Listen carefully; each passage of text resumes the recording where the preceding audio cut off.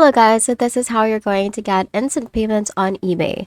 First, you have to make sure that your eBay account is enrolled in managed payments. This is required for fast payouts. Now, if you're already enrolled in your managed payments, you're going to go to payments in your seller hub. So click on a sell at the top of your screen, and then from here, the seller hub will appear.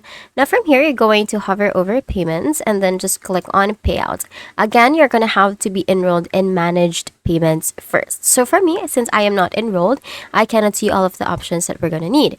But if you have it and if the options that we need appears for you, here's what you're going to do. So you're going to select the daily or weekly payout option. Some sellers may also qualify for on-demand payouts, which let you withdraw instantly. Now, once enabled, your funds will transfer to your bank account much faster.